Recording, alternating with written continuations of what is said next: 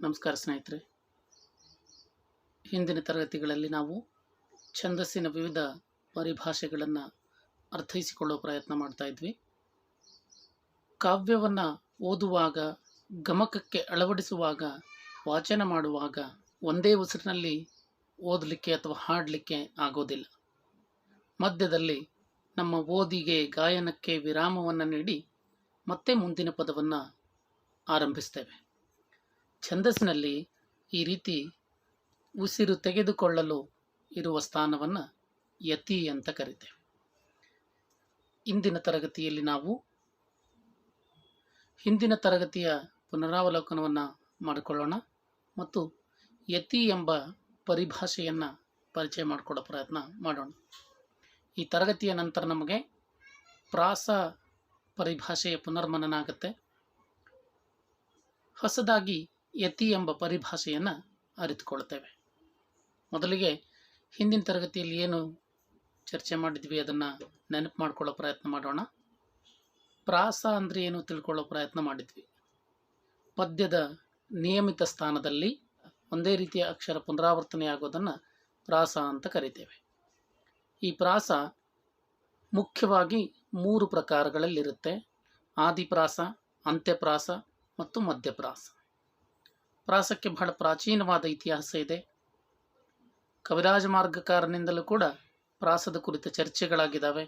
ಕವಿರಾಜ ಮಾರ್ಗಕಾರ 6 ಬಗೆಯ ಪ್ರಾಸಗಳನ್ನು ಹೇಳ್ತಾನೆ. ನಾಗವರ್ಮ ಕೂಡ 6 ಬಗೆಯ ಪ್ರಾಸಗಳನ್ನು ಹೇಳ್ತಾನೆ. ಅವರು ಹೇಳುವ ಬಹುತೇಕ ಪ್ರಾಸಗಳು ಆದಿಪ್ರಾಸಗಳೇ ಆಗಿತ್ತು. ಮತ್ತು ಪ್ರಾಸದಿಂದ ಒಂದು ಕಾವ್ಯ ಓದುಗರನ್ನು ಸೆರೆ ಹಿಡಿಯುವಂಥ ಶಕ್ತಿಯನ್ನು ಪಡೆದುಕೊಳ್ತದೆ. ಒಂದು ಕಾವ್ಯವನ್ನು ನೆನಪಿಡಲಿಕ್ಕೆ ಪ್ರಾಸದಿಂದ ಸಾಧ್ಯ ಆಗ್ತದೆ. ಒಂದು ಪಾದ ಎಲ್ಲಿ ಆರಂಭ ಆಗ್ತದೆ, ಎಲ್ಲಿ ಅಂತ್ಯ ಆಗ್ತದೆ ಅನ್ನೋದು ಕೂಡ ಪ್ರಾಸದಿಂದ ನಮಗೆ ತಿಳಿತದೆ ಅನ್ನೋದನ್ನು ಹಿಂದಿನ ತರಗತಿಯಲ್ಲಿ ತಿಳ್ಕೊಳ್ಳೋ ಪ್ರಯತ್ನ ಮಾಡಿದ್ವಿ. ಇಂದು ಯತಿ ಎಂಬ ಇನ್ನೊಂದು ಪರಿಭಾಷೆಯನ್ನು ಅರ್ಥೈಸಿಕೊಳ್ಳೋ ಪ್ರಯತ್ನ ಮಾಡೋಣ. ಕಾವ್ಯವನ್ನು ವಾಚಿಸುವಾಗ ಅರ್ಥಕ್ಕೆ ಅಡ್ಡಿಯಾಗದಂತೆ ಉಸಿರು ತೆಗೆದುಕೊಳ್ಳಲು ನಿಲ್ಲಿಸುವ ತಾಣವೇ ಯತಿ. ನೋಡಿ, ನೆನಪಿಡಿ, ಕಾವ್ಯವನ್ನು ವಾಚನ ಮಾಡುವಾಗ, ಹಾಡುವಾಗ ಉಸಿರು ತೆಗೆದುಕೊಳ್ಳೋದಕ್ಕೆ, ಒಂದೇ ಉಸಿರಿನಲ್ಲಿ ಇಡೀ ಕಾವ್ಯ ವಾಚನ ಮಾಡೋದಕ್ಕೆ ಅಥವಾ ಇಡೀ ಕಾವ್ಯವನ್ನು ಹಾಡೋದಕ್ಕೆ ಸಾಧ್ಯ ಆಗೋದಿಲ್ಲ. ಮಧ್ಯದಲ್ಲಿ ಉಸಿರನ್ನು ತೆಗೆದುಕೊಳ್ಳೋದಕ್ಕೆ ನಿಲ್ಲಿಸ್ತೇವೆ. ಆ ರೀತಿ ನಿಲ್ಲಿಸುವಾಗ ಪ್ರಜ್ಞಾಪೂರ್ವಕವಾಗಿ ಕಾವ್ಯದ ಅರ್ಥಕ್ಕೆ ಅಡ್ಡಿಯಾಗದಂಥ ಸ್ಥಳದಲ್ಲಿ ನಿಲ್ಲಿಸಬೇಕು. ಇದನ್ನು ಕವಿಯೇ ಮೊದಲು ಗುರುತಿಸಿ ಯತಿಯ ಸ್ಥಾನವನ್ನು ನಿರ್ದೇಶನ ಮಾಡಿರ್ತಾನೆ. ಅಂಥ ಸ್ಥಳವನ್ನು ಯತಿ ಅಂತ ಕರಿತೇವೆ. ಈ ಯತಿಯನ್ನು ಕುರಿತು ಪ್ರಾಚೀನ ಕನ್ನಡ ಹಾಗೂ ಸಂಸ್ಕೃತ ವಿದ್ವಾಂಸರುಗಳು ಏನೇನು ಹೇಳಿದ್ದಾರೆ ಅವುಗಳನ್ನು ತಿಳ್ಕೊಳ್ಳೋ ಪ್ರಯತ್ನ ಮಾಡೋಣ. ಮೊದಲಿಗೆ ಕನ್ನಡದ ಮೊದಲ ಉಪಲಬ್ಧ ಕೃತಿ ಕವಿರಾಜ ಮಾರ್ಗದ ಕರ್ತೃ ಶ್ರೀವಿಜಯ ಈ ರೀತಿ ಹೇಳ್ತಾನೆ ಯತಿಯನ್ನು ಕುರಿತು: ದೋಷಮನೆ ಗುಣದವೋಲ್ ಉದ್ಭಾವಿಸಿ ಕನ್ನಡದೊಳಲ್ದು ಪೂರ್ವಾಚಾರ್ಯರ್ ದೇಶೀಯನೇ ನಿರಿಸಿ ಖಂಡಪ್ರಾಸಮನ್ ಅತಿಶಯಮಿದೆಂದು ಯತಿಯಂ ಮಿಕ್ಕರ್ ಅಂತ. ದೋಷವನ್ನು ಗುಣವೆಂದು ಭಾವಿಸಿ ಕನ್ನಡದ ಪೂರ್ವಾಚಾರ್ಯರುಗಳು ದೇಶಿಯಾಗಿರುವ ಖಂಡಪ್ರಾಸವನ್ನು ಉಳಿಸ್ಕೊಂಡು ಯತಿಯನ್ನು ಮೀರಿದರು, ಯತಿಯನ್ನು ಬಳಸೋದನ್ನು ಬಿಟ್ಟರು ಎಂದು ಶ್ರೀವಿಜಯ ಹೇಳ್ತಾನೆ.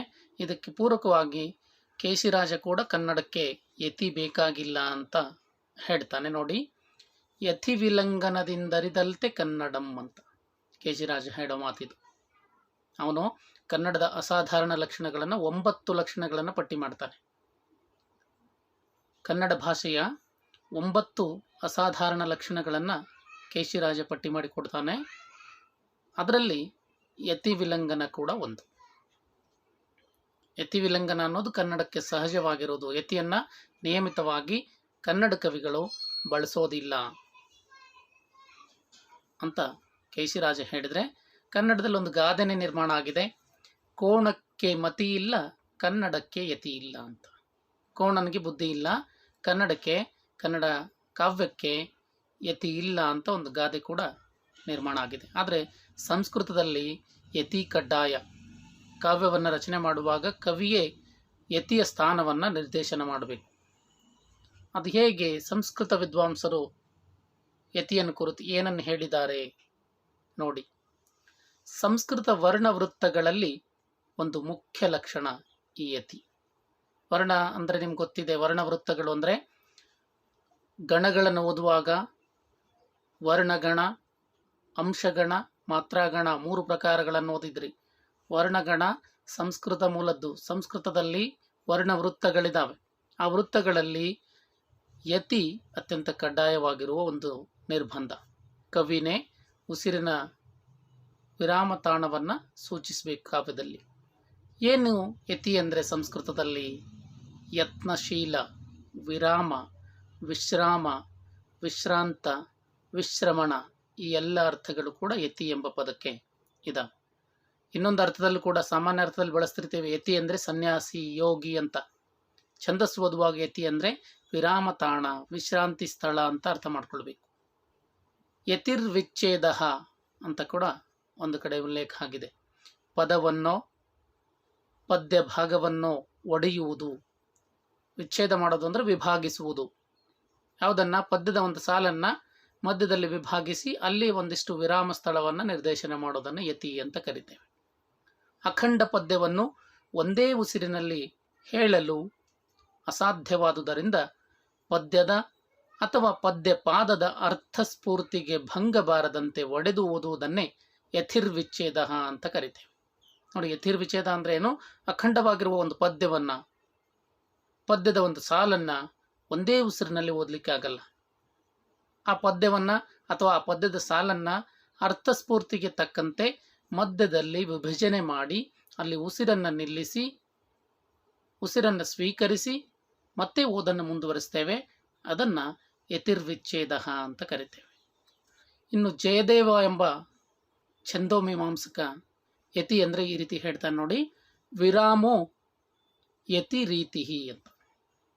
ಓದುವಾಗ ವಿರಾಮ ಕೊಡುವ ಸ್ಥಾನವನ್ನೇ ಯತಿ ಅಂತ ಬಹಳ ಸುಲಭವಾಗಿ ಜಯದೇವ ಹೇಳ್ತಿದ್ದಾನೆ. ಓದ್ತಾ ಇದ್ದೀವಿ ಒಂದು ಕಾವ್ಯವನ್ನು, ಓದುವಾಗ ನಮ್ಮ ಉಸಿರಿಗೆ ವಿರಾಮವನ್ನು ಕೊಡ್ತೇವೆ ಒಂದು ಸ್ಥಳದಲ್ಲಿ, ಆ ಸ್ಥಳವನ್ನು ಯತಿ ಅಂತ ಕರಿತೇವೆ. ಜಯಕೀರ್ತಿ ತನ್ನ ಛಂದೋನುಶಾಸನದಲ್ಲಿ ಈ ರೀತಿ ಹೇಳ್ತಾನೆ, ವಾಗ್ವಿರಾಮೋ ಯತಿಹಿ ಅಂತ. ಇದು ಕೂಡ ಬಹಳ ಸುಲಭವಾಗಿರುವ ಒಂದು ವಾಕ್ಯ ಆಗಿದೆ. ವಾಕ್ ವಿರಾಮವೇ ಯತಿ. ವಾಕ್ ಅಂದರೆ ಮಾತು, ವಾಚನ. ನಮ್ಮ ವಾಚನಕ್ಕೆ, ಓದಿಗೆ ವಿರಾಮವನ್ನು ಕೊಡುವುದೇ ಯತಿ. ಇನ್ನು ಭಟ್ಟಕೇದಾರ ಎಂಬ ವಿದ್ವಾಂಸ ಈ ರೀತಿ ಹೇಳ್ತಾನೆ, ಯತಿರ್ವಿಚ್ಛೇದ ಸಂಹಿತ. ವಿಚ್ಛೇದನವೇ ಯತಿ ಅಂತ. ಪಾದಗಳ ವಿಚ್ಛೇದನ, ಪಾದವನ್ನು ವಿಭಾಗಿಸುವುದೇ ಯತಿ ಅಂತ ಭಟ್ಟಕೇದಾರ ಹೇಳ್ತಾನೆ. ಹೇಮಚಂದ್ರ ಎಂಬ ಇನ್ನೊಬ್ಬ ಛಂದೋಮೀಮಾಂಸಕ ಈ ರೀತಿ ಹೇಳ್ತಾನೆ, ಶ್ರವ್ಯೋ ವಿರಾಮೋ ಯತಿಹಿ ಅಂತ. ಅಂದರೆ ವಾಚನದಲ್ಲಿ ಓದುವಾಗ ಶ್ರವ್ಯತೆಯನ್ನು ತರಲು ನೀಡುವ ವಿರಾಮವೇ ಯತಿ. ನೋಡಿ, ಈ ಯತಿ ಉದ್ದೇಶ ಬರೀ ಓದುಗನಿಗೆ ವಿರಾಮ ಕೊಡೋದು ಮಾತ್ರ ಅಲ್ಲ, ಕೇಳುಗನಿಗೂ ಕೂಡ ವಿರಾಮವನ್ನು ಕೊಡೋದು. ನೋಡಿ, ಒಂದು ಕಾವ್ಯವನ್ನು ಇಡಿಯಾಗಿ ಉಸಿರು ಬಿಡದೇನೆ ಓದಿದರೂ ಕೂಡ ಕೇಳುಗನಿಗೆ ಅರ್ಥ ಆಗಬೇಕಲ್ಲ. ಶ್ರೀ ಮಂಜುನಾಥ ಸಿನಿಮಾದಲ್ಲೊಂದು ಹಾಡಿದೆ ನೋಡಿ, ಶಂಕರ್ ಮಹದೇವನ್ ಹಾಡಿದಾರಲ್ಲ, ಆ ಹಾಡು ಒಂದೇ ಉಸಿರಿನಲ್ಲಿದೆ. ಆ ರೀತಿ ಒಂದೇ ಉಸಿರಿನಲ್ಲಿ ಗಾಯಕ ಬಹಳ ಪರಿಶ್ರಮ ಪಟ್ಟು ಹಾಡಿದರೂ ಕೂಡ ಕೇಳುಗನಿಗೂ ಕೂಡ ಅರ್ಥ ಆಗಬೇಕಲ್ಲ. ಕೇಳುಗನಿಗೆ ಅರ್ಥ ಆಗಲಿ ಅನ್ನೋ ಕಾರಣಕ್ಕಾಗಿ ಮಧ್ಯದಲ್ಲಿ ನಾವು ಕೊಡುವ ವಿರಾಮವೇ ಯತಿ ಅಂತ ಹೇಮಚಂದ್ರ ಹೇಳ್ತಾನೆ. ಯತಿರ್ ಜಿಹ್ವೇಷ್ಟ ವಿಶ್ರಾಮ ಸ್ಥಾನಂ ಅಂತ ಛಂದೋಮಂಜರಿ ಎಂಬ ಕೃತಿಯಲ್ಲಿ ಯತಿಯ ಕುರಿತು ಹೇಳಲಾಗಿದೆ. ಹಾಗಂದರೆ ನಾಲಗೆಗೆ ವಿಶ್ರಾಂತಿ ಕೊಡುವ ಸ್ಥಾನವೇ ಯತಿ. ಅದೇ ಅರ್ಥವನ್ನು ಸೂಚಿಸ್ತಾ ಇದೆ. ನಮ್ಮ ನಾಲಿಗೆಗೆ ವಿರಾಮ ಕೊಡೋ ಸ್ಥಳ ಅಂತ. ನಾಲಿಗೆ ಮಾತನಾಡ್ತಾ ಇರ್ತದೆ, ವಾಚನ ಮಾಡ್ತಾ ಇರ್ತದೆ, ಹಾಡ್ತಾ ಇರ್ತದೆ. ಅದಕ್ಕೊಂದಿಷ್ಟು ವಿಶ್ರಾಂತಿ ಕೊಡುವ ಸ್ಥಳ ಯಾವುದು ಕಾವ್ಯದಲ್ಲಿ ಅಂದರೆ ಅದು ಯತಿ ಅಂತ ಛಂದೋಮಂಜರಿ ಕೃತಿ ಹೇಳ್ತದೆ. ಜಯಕೀರ್ತಿಯ ಯತಿಯ ಕುರಿತು ವಾಕ್ಯವನ್ನೇ ಇನ್ನೊಂದಿಷ್ಟು ವಿಸ್ತಾರವಾಗಿ ನಾವು ನೋಡೋದಾದರೆ, ವಾಗ್ವಿರಾಮೋ ಯತಿಹಿ ಸ್ಯಾತ್ ಸಂಸ್ಥಾಪತೆ ಶ್ರುತಿ ಸುಂದರಂ ಪದಾಂತೆ ಸೂಚಿತ ಸ್ಥಾನೆ ಯಕ್ ಪದಾಂತೆ ವಿಶೇಷತಃ. ನೋಡಿ, ಜಯಕೀರ್ತಿ ಹೇಳ್ತಾನೆ, ಈಗಾಗಲೇ ಆತನ ಯತಿ ಕುರಿತ ವಾಕ್ಯ ನಾವು ತಿಳ್ಕೊಂಡಿದ್ದೀವಿ. ವಾಕ್ ವಿರಾಮವೇ ಯತಿ. ವಾಚನಕ್ಕೆ ಓದಿಗೆ ಇರುವ ವಿರಾಮವೇ ಯತಿಯಾಗಿದೆ. ಯಾಕೆ ಬೇಕು ಈ ಯತಿ ಅಂದರೆ ಇದು ಶ್ರುತಿ ಸೌಂದರ್ಯವನ್ನು ಉಂಟು ಮಾಡುತ್ತದೆ. ತತ್ ಸಂಸ್ಥಾಪತೆ ಶ್ರುತಿ ಸುಂದರಂ ಅಂದರೆ ಕೇಳೋದಕ್ಕೆ ಇಂಪಾಗಿ ಕೇಳುವಂತೆ ಮಾಡ್ತದೆ. ಕೇಳುಗರಿಗೆ ಒಂದು ಕಾವ್ಯ ಇಂಪಾಗಿ ಕೇಳುವಂತೆ ಮಾಡೋದು ಯತಿ. ಮಧ್ಯದಲ್ಲಿ ನಿಲ್ಲಿಸಿದಾಗ ಅವರಿಗೆ ಕೇಳುಗರಿಗೂ ಕೂಡ ಒಂದಿಷ್ಟು ವಿರಾಮ ಸಿಗ್ತದೆ, ಇಂಪಾಗಿ ಕೇಳ್ತದೆ, ಆ ಕಾವ್ಯ ಅವರಿಗೆ ಮನನ ಆಗ್ತದೆ, ಇಷ್ಟ ಆಗ್ತದೆ. ಇಂತಹ ಯತಿ ಎಲ್ಲೆಲ್ಲಿ ಬರ್ತದೆ ನೋಡಿ ಹೇಳ್ತಾನೆ ಜಯಕೀರ್ತಿ. ಪದಾಂತೆ ಸೂಚಿತ ಸ್ಥಾನೆ ಯಕ್ ಪದಾಂತೆ ವಿಶೇಷತಃ. ಇಂಥ ಯತಿಯು ಪಾದದ ಅಂತ್ಯದಲ್ಲಿ ಬರ್ತದೆ. ಪಾದ ಅಂದರೆ ಸಾಲು, ಕವಿತೆಯ ಸಾಲಿನ ಕೊನೆಯಲ್ಲಿ ಬರ್ತದೆ. ಸೂಚಿತ ಸ್ಥಾನದಲ್ಲಿ ಕವಿಯೇ ಸೂಚಿಸ್ತಾನೆ, ಅದನ್ನು ನಕ್ಷತ್ರ ಚಿಹ್ನೆಯ ಮೂಲಕ ಯತಿಯನ್ನು ಸೂಚಿಸ್ತಾರೆ. ನೆನಪಿಡಬೇಕು, ಯತಿಯನ್ನು ಗುರುತಿಸುವ ಚಿಹ್ನೆ ಯಾವುದು ಅಂದರೆ ನಕ್ಷತ್ರ ಚಿಹ್ನೆ, ಸ್ಟಾರ್ ಮಾರ್ಕ್. ಅದರ ಮೂಲಕ ಸೂಚಿಸಿರುವ ಸ್ಥಾನದಲ್ಲಿ ವಿಶೇಷತಃ ಪದ್ಯಾರ್ಧದ ಕೊನೆಗೆ, ಪದ್ಯದ ಅರ್ಧ ಭಾಗದ ಕೊನೆಯಲ್ಲಿ ಈ ಯತಿಯು ಬರ್ತದೆ ಅಂತ ಜಯಕೀರ್ತಿ ಹೇಳ್ತಾನೆ.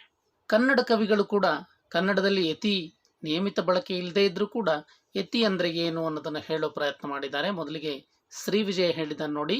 ಯತಿ ಎಂಬುದು ಉಸಿರ್ವ ತಾಣಂ ಕೃತಾಸ್ಪದ ವೃತ್ತ ಜಾತಿ ಪದ ಪದ್ಧತಿಯೊಳ್ ಸತತಂ ಛಂದೋ ವಿದಿತ ಪ್ರತೀತ ಶಾಸ್ತ್ರೋಕ್ತ ಮಾರ್ಗದಿಂದ ಅರಿವುದು ಅದಂ ಅಂತ ಶ್ರೀ ವಿಜಯ ಹೇಳ್ತಾನೆ.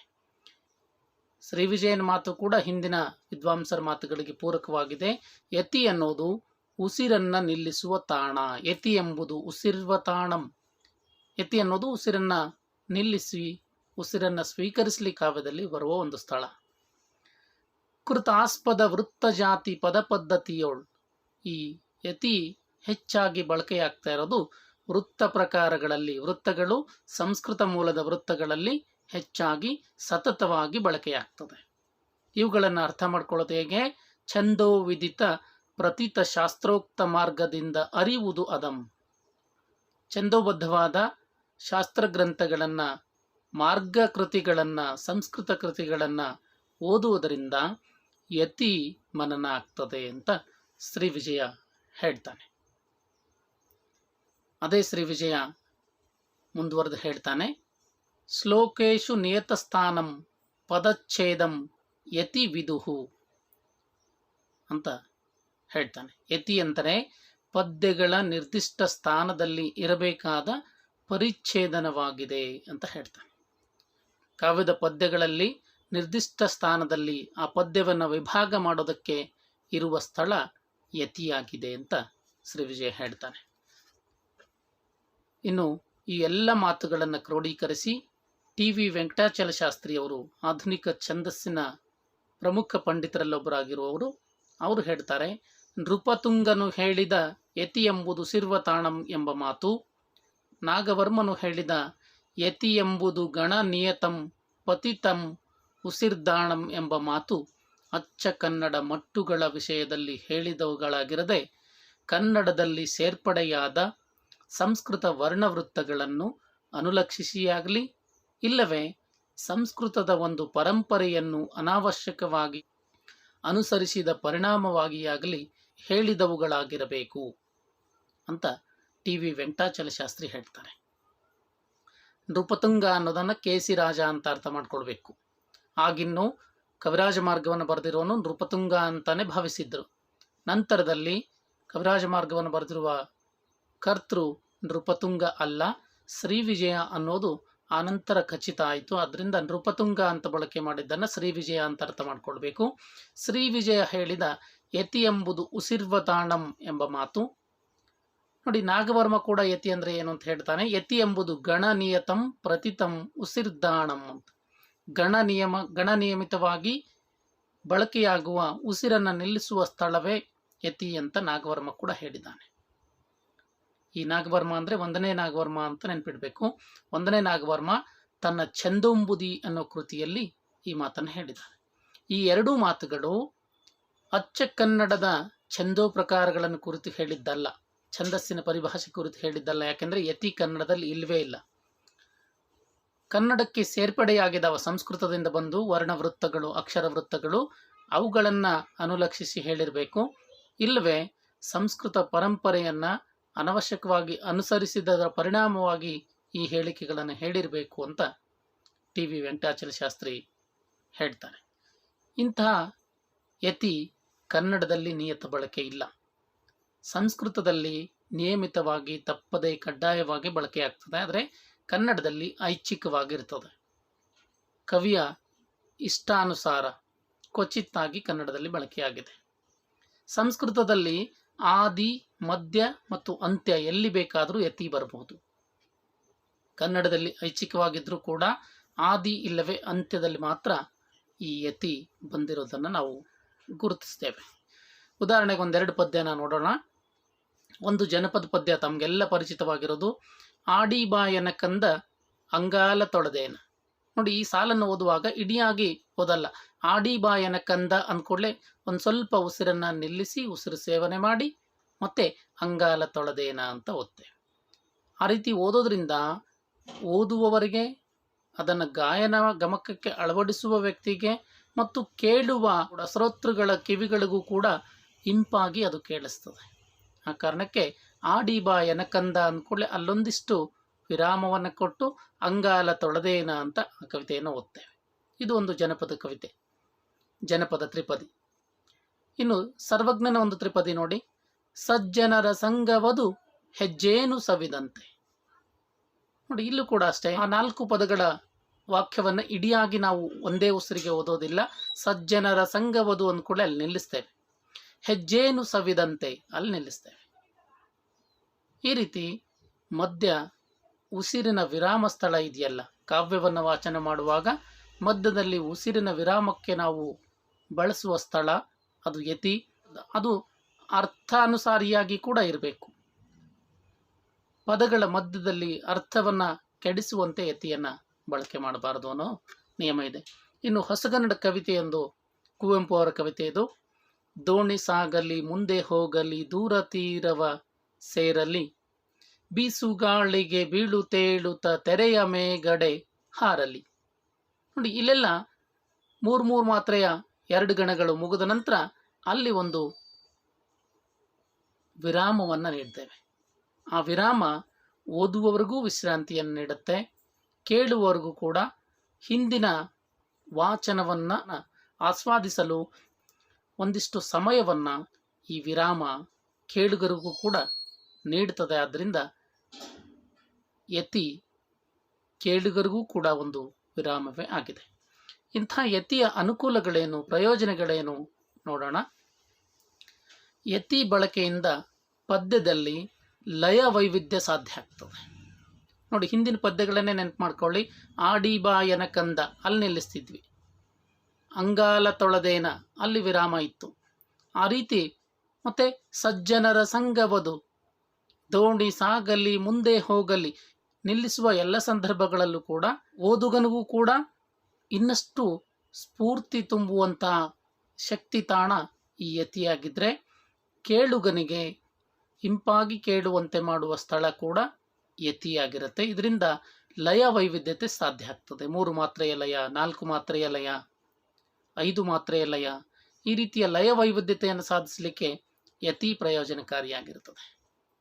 ಉಚ್ಚಾರಣಾ ಸೌಲಭ್ಯ ನೋಡಿ, ಕಠಿಣ ಪದಗಳನ್ನು ಸಮಾಸಗೊಳಿಸಿ ಉಚ್ಚಾರ ಮಾಡೋದಕ್ಕೆ ಕಷ್ಟ ಆಗುತ್ತೆ. ಅಂಥ ಸಂದರ್ಭದಲ್ಲಿ ಅರ್ಥಾನುಸಾರಿಯಾಗಿ ಆ ಪದಗಳನ್ನು ವಿಚ್ಛೇದನ ಮಾಡಿ ಓದೋದ್ರಿಂದ ಉಚ್ಚಾರಣೆಗೂ ಕೂಡ ಸೌಲಭ್ಯ ದೊರೀತದೆ, ಸುಲಭವಾಗಿ ಉಚ್ಚರಿಸಬಹುದು. ಮತ್ತು ಆ ರೀತಿ ಉಚ್ಚರಿಸೋದ್ರಿಂದ ಆ ಶಬ್ದದ ಸರಿಯಾದ ಅರ್ಥ ಕೇಳುಗರಿಗೆ ಮುಟ್ಲಿಕ್ಕೂ ಕೂಡ ಇದು ಸಾಧ್ಯ ಆಗ್ತದೆ. 3ನೇ ಪ್ರಯೋಜನ ನೋಡಿ, ಶ್ರವ್ಯಕ್ಕೆ ಹಿತ, ಕೇಳುಗರಿಗೆ ಹಿತವಾಗಿರುತ್ತದೆ. ಆಗಲೇ ಹೇಳಿದ್ನಲ್ಲ, ಇನ್ನೊಂದ್ಸಲ ನೆನಪು ಮಾಡ್ಕೊಳ್ಳಿ. ಶ್ರೀಮಂಜುನಾಥ ಗೀತೆಯ ಹಾಡಿದೆಯಲ್ಲ, ಒಂದು ಕ್ಷಣ ರೋಮಾಂಚನ ಆಗ್ತದೆ, ಆದರೆ ಏನೂ ಅರ್ಥ ಆಗಲ್ಲ. ಯಾಕೆಂದರೆ ಒಂದೇ ಉಸಿರಿನಲ್ಲಿ ಹಾಡಿದ್ರಿಂದ. ಶ್ರವ್ಯಕ್ಕೆ ಹಿತವನ್ನುಂಟು ಮಾಡಬೇಕು, ಕೇಳುಗರಿಗೂ ಆ ಪದ್ಯ ಅರ್ಥ ಆಗಬೇಕು, ಹಿಂದಿನ ಕೇಳಿದ ಸಾಲಿನ ಮನನ ಆಗಬೇಕು ಅಂದರೆ ಒಂದಿಷ್ಟು ವಿರಾಮ ಮಧ್ಯದಲ್ಲಿರಲೇಬೇಕು. ಈ ಯತಿಯಿಂದ ಕೇಳುಗರಿಗೆ ವಿರಾಮವೂ ಸಿಗ್ತದೆ, ಶ್ರವ್ಯಕ್ಕೆ ಹಿತವಾಗಿರ್ತದೆ, ಕೇಳೋದಕ್ಕೆ ಹಿತವಾಗಿರ್ತದೆ. ಇದು ಯತಿಯ ಪ್ರಯೋಜನ. ಅರ್ಥಸ್ಫೂರ್ತಿಗೆ ಕಾರಣ. ನೋಡಿ, ಯಾವುದೇ ಒಂದು ಪದ ಕೇಳಿದ ತಕ್ಷಣ ಒಂದು ಸ್ವಲ್ಪ ವಿರಾಮ ಇದ್ದರೆ ಅದರ ಅರ್ಥವನ್ನು ಕಂಡುಕೊಳ್ಳೋದಕ್ಕೆ ಕೇಳುಗನಿಗೆ ಸಮಯಾವಕಾಶ ಸಿಗ್ತದೆ. ಯತಿ ಇಲ್ಲದೆ ಹೋದರೆ, ನಿರಂತರವಾಗಿ ಉಸಿರು ಬಿಡದೇನೆ ಹೇಳ್ತಾ ಹೋದರೆ ಅರ್ಥಸ್ಫೂರ್ತಿಗೆ ಅವಕಾಶವೇ ಸಿಗೋದಿಲ್ಲ. ಅಂತಹ ಅರ್ಥಸ್ಫೂರ್ತಿಗೆ ಕಾರಣ ಆಗೋದು ಯತಿ. ಇನ್ನು ಮತ್ತೊಂದು ಪ್ರಯೋಜನ, ಹೊಸ ವೃತ್ತಗಳು ರಚನೆಯಾಗಲು ಸಹಾಯಕ. ಈಗಾಗಲೇ ಖ್ಯಾತ ಕರ್ನಾಟಕ ವೃತ್ತಗಳು 6 ಬಳಕೆಯಲ್ಲಿದ್ದಾವೆ. ಅವಲ್ಲದೆ ಹೊಸ ವೃತ್ತಗಳು ಕೂಡ ರಚನೆಯಾಗೋದಕ್ಕೆ ಈ ಯತಿ ಸಹಾಯಕ ಆಗ್ತದೆ. ಇಷ್ಟು ಪ್ರಯೋಜನಗಳು ಯತಿಗೆ ಇವೆ. ಇದುವರೆಗಿನ ಈ ತರಗತಿಯಲ್ಲಿ ಪ್ರಾಸ ಪರಿಭಾಷೆಯ ಪುನರ್ಮನನ ಮಾಡಿಕೊಂಡಿದ್ದೇವೆ. ಯತಿ ಎಂಬ ಪರಿಭಾಷೆಯನ್ನು ವಿಶ್ಲೇಷಣೆ ಮಾಡಿದ್ದೇವೆ ಮತ್ತು ಯತಿಯ ಪ್ರಯೋಜನಗಳನ್ನು ಕೂಡ ಅರಿತುಕೊಳ್ಳೋ ಪ್ರಯತ್ನ ಮಾಡಿದ್ದೇವೆ. ಈ ತರಗತಿಯ ಕುರಿತು 1 ಅಂಕಕ್ಕೆ ಯತಿ ಪರಿಭಾಷೆಯ ಕುರಿತು ಪ್ರಶ್ನೆಗಳು ಬರಬಹುದು ಮತ್ತು ಯತಿಯ ಪ್ರಯೋಜನಗಳನ್ನು ಕುರಿತು ಕೂಡ ಪ್ರಶ್ನೆಗಳು ಬರಬಹುದು. ಈ ವಿಡಿಯೋ ಜೊತೆಗೆ ಯತಿ ಪರಿಭಾಷೆ ಆಧಾರಿತ 1 ಅಂಕದ ಪ್ರಶ್ನೆಗಳ ಗೂಗಲ್ ಫಾರ್ಮ್ ಲಿಂಕನ್ನು ಕಳಿಸ್ತೇನೆ. ವಿಡಿಯೋವನ್ನು ಸರಿಯಾಗಿ ನೋಡಿ ಆ ಪ್ರಶ್ನೆಗಳಿಗೆ ಉತ್ತರಿಸಿರಿ. ಜೊತೆಗೆ ಟಿಪ್ಪಣಿಗೆ ಯತಿ ಅಂತ ಕೇಳ್ಬೋದು, ಯತಿಯ ಪ್ರಯೋಜನಗಳು ಅಂತ ಕೂಡ ಕೇಳಬಹುದು. ದೀರ್ಘ ಉತ್ತರಕ್ಕೆ ಯತಿ ಎಂದರೇನು, ಯತಿಯ ಪ್ರಯೋಜನಗಳನ್ನು ವಿವರಿಸಿರಿ ಅಂತ ಕೇಳ್ಬೋದು. ಈ ತರಗತಿಯ ಸಿದ್ಧತೆಗೆ ನಾನು ನಾಗಚಂದ್ರ ಅವರು ಬರೆದಿರುವ ಸಂಕ್ಷಿಪ್ತ ಛಂದಸ್ಸು, ಕೆ.ವಿ. ಪುಟ್ಟಪ್ಪ ಅವರ ಕನ್ನಡ ಕೈಪಿಡಿ 1, ಡಿ.ಎಸ್. ಕರ್ಕಿಯವರ ಕನ್ನಡ ಛಂದೋ ವಿಕಾಸ ಮತ್ತು ವಿಕಿಪೀಡಿಯಾದಲ್ಲಿನ ಛಂದಸ್ಸಿನ ಕುರಿತ ಮಾಹಿತಿಗಳನ್ನು ಆಕರವಾಗಿ ಬಳಸ್ಕೊಂಡಿದ್ದೇನೆ. ತಾವು ಕೂಡ ಹೆಚ್ಚಿನ ಅಧ್ಯಯನಕ್ಕೆ ಈ ಆಕರಗಳನ್ನು ಬಳಸ್ಕೊಳ್ಬೋದು. ಮುಂದಿನ ತರಗತಿಯಲ್ಲಿ ಛಂದಸ್ಸಿನ ಮತ್ತೊಂದು ಪರಿಭಾಷೆಯ ಉಪನ್ಯಾಸದೊಂದಿಗೆ ತಮ್ಮ ಮುಂದೆ ಬರ್ತೇನೆ. ನಮಸ್ಕಾರ.